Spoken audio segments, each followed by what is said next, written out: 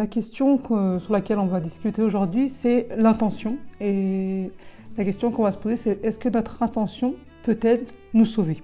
Donc l'intention, dans l'islam, on dit c'est la niya. Et donc, à travers le livre Questions et réponses sur l'islam de Fethullah Gulen, nous allons tenter de répondre à cette question.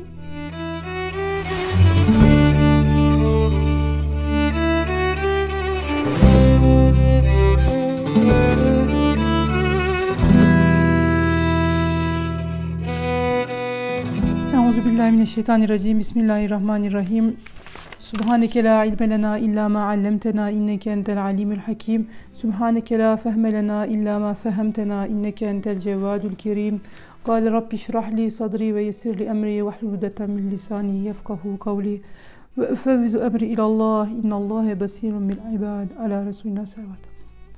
Tout d'abord, il faut voir ce que ça veut dire l'intention avant de pouvoir progresser et de voir si on peut répondre à cette question. Est-ce que notre intention, elle peut nous sauver? Donc déjà, qu'est-ce que l'intention?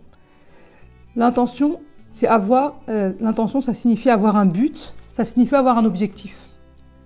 C'est également un état d'esprit et c'est aussi un engagement. Avoir une intention claire, ça signifie savoir exactement ce qu'on veut et le chemin à suivre pour pouvoir acquérir ce qu'on veut. Et l'intention, c'est la source de toutes nos actions.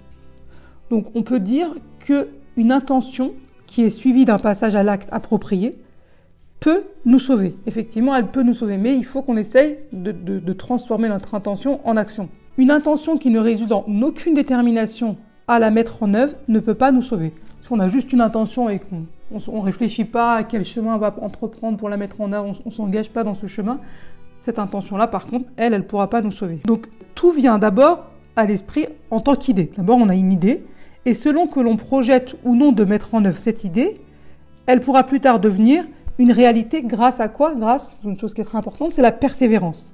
Si l'idée initiale, elle n'est pas transformée, si ça reste juste une idée et que ça ne se transforme pas en intention, ça ne pourra pas donner de fruits, ça ne pourra pas donner l'action qu'on voudra engendrer au final.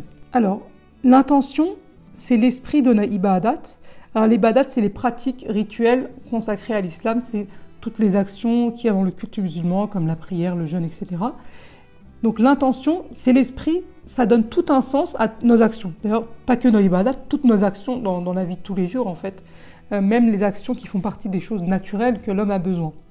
Par exemple, si on prend des actions de la vie quotidienne, on va dire, vous allez aux toilettes, vous prenez vos ablutions, voilà. Ensuite, vous allez prier, et après la prière, vous faites votre tesbih, vous faites votre zikr. Si votre intention initiale elle est mauvaise, ou s'il n'y a aucune intention poussée derrière tout ça, ça équivaut à rien du tout, parce qu'il n'y a pas d'esprit dans les actions qu'on entreprit, il n'y a pas d'objectif, il n'y a pas de but, il n'y a pas de sens. Ou si l'intention initiale elle est mauvaise, ça ne sert à rien. Par contre, quand on y rajoute une intention, par exemple, si vous allez aux toilettes avant de faire la prière, vous y allez en vous disant « je vais aller me vider pour pouvoir faire ma prière dans une quiétude absolue, pour pouvoir être serein quand je vais prier ».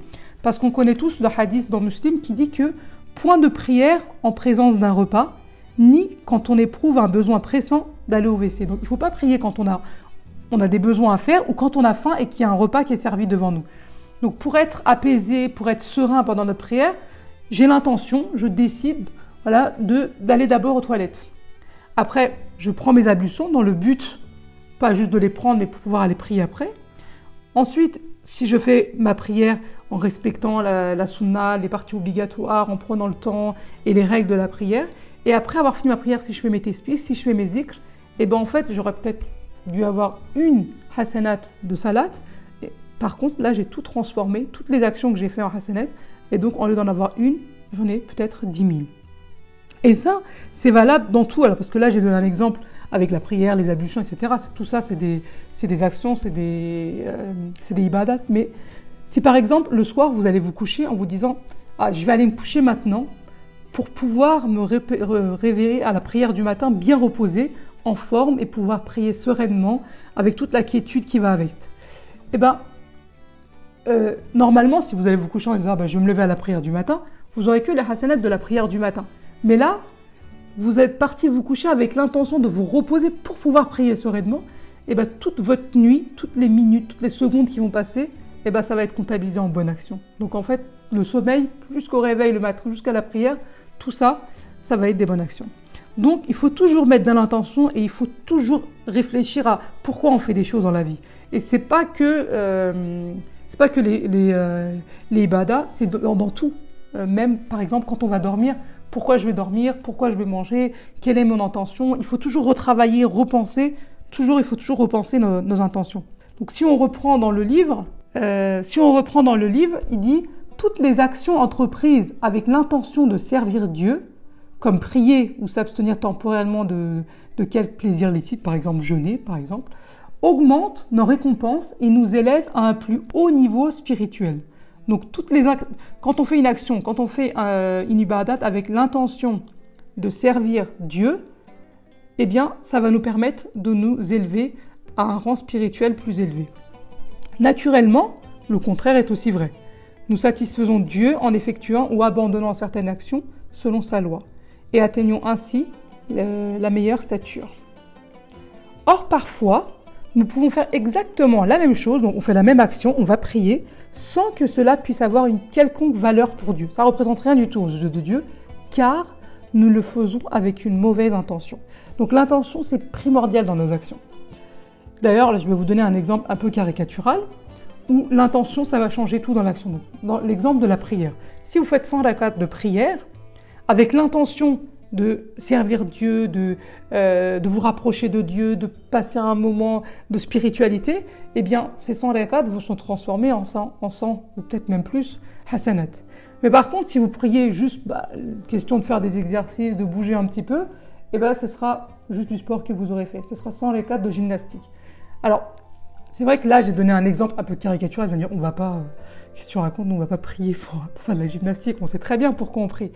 Mais ça, c'était un peu caricatural. Si on prend dans notre vie de tous les jours, un exemple qu'on vit concrètement, c'est quand on est tout seul chez nous et qu'on fait notre prière, on l'a fait, on dirait, il y a un TGV qui rentre passé en fait. Vitesse TGV, puis des fois on fait que les parties obligatoires, on laisse tomber les sunnas.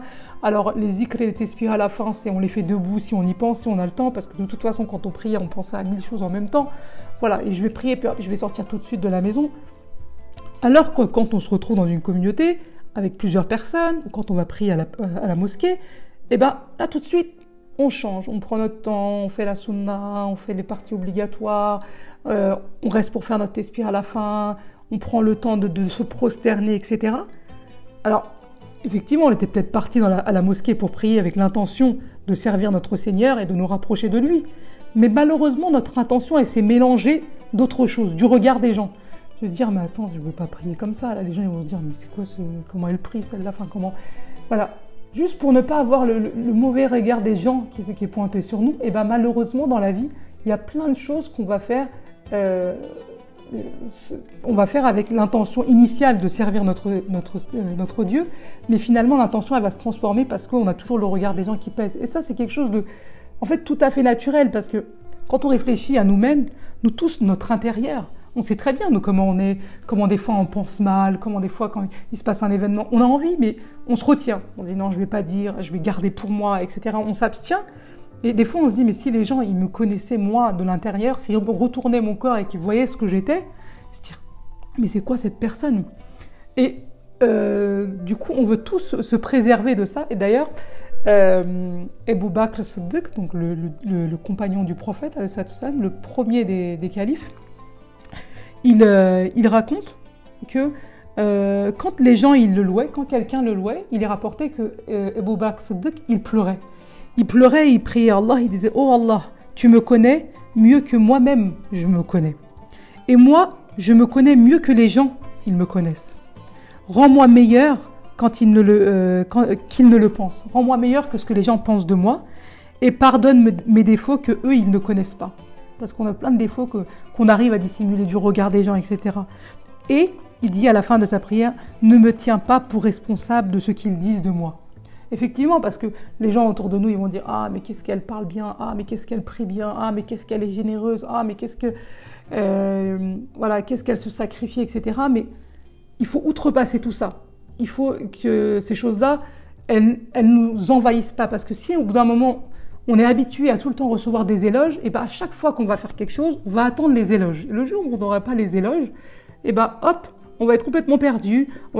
Et là, on va se dire, mais c'était quoi mon intention initiale? C'était pas de servir mon Seigneur, c'était pas de me rapprocher de mon Dieu. Ça ressemble à l'exemple de l'âne. L'âne, tous les matins, son propriétaire, il va le voir et il lui donne une carotte. Le matin, il se lève, il va le voir, il lui donne une carotte, et puis après, il l'emploie, il le fait travailler, etc. Et l'âne, il s'est tellement habitué à recevoir sa carotte tous les matins, qu'au bout d'un moment, c'est lui qui va devant la porte de son propriétaire et qui attend sa carotte, en fait. Et bien nous, quand on fait des actions, quand on prie dans le but que les gens disent « Ah, mais qu'est-ce qu'il prie bien ?» ou quand on parle de l'islam en disant que « Ah, qu'est-ce que les gens disent ?»« Ah, mais qu'est-ce qu'elle raconte bien ?» etc. Si notre intention, ou si on donne dans l'intention de dire « Ah, mais qu'est-ce qu'il est généreux ?» sans s'en rendre compte, si on attend les éloges des gens, et ben on est comme un âne qui attend sa carotte. Je ne vais pas vous expliquer ce que représente l'âne et ce que représente la carotte, en fait. Au lieu d'avoir la hasanat, et ben on se retrouve avec une carotte. Et ça, c'est valable pour tout, c'est valable pour le jeûne. Par exemple, quand on jeûne en dehors du mois du Ramadan, et qu'on le dit à personne, ça reste entre nous et Allah Ta'ala. Mais quand on jeûne pendant le Ramadan, il faut toujours douter de notre niya. Effectivement, est-ce que je le fais parce que c'est le Ramadan, parce que je vais me rapprocher de Dieu, ou je le fais parce que tout le monde jeûne de toute façon, toute la communauté autour de moi jeûne. Je ne peux pas me permettre de ne pas jeûner. Si j'aurais été toute seule à l'autre bout du monde, peut-être que je n'aurais pas jeûné aujourd'hui, parce qu'aujourd'hui je voyage, etc. Mais quand on est en communauté, eh ben on se plie un peu aux règles de la communauté, et du coup peut-être il faut remettre en cause un peu notre intention. وآخر دعواهم أن الحمد لله رب العالمين بسم الله الرحمن الرحيم والعصر إن الإنسان لفي خسر إلا الذين آمنوا وعملوا الصالحات وتواصوا بالحق وتواصوا بالصبر صدق الله العظيم سبحان ربك رب العزة عما يصفون وسلام على المرسلين والحمد لله رب العالمين الفاتحة.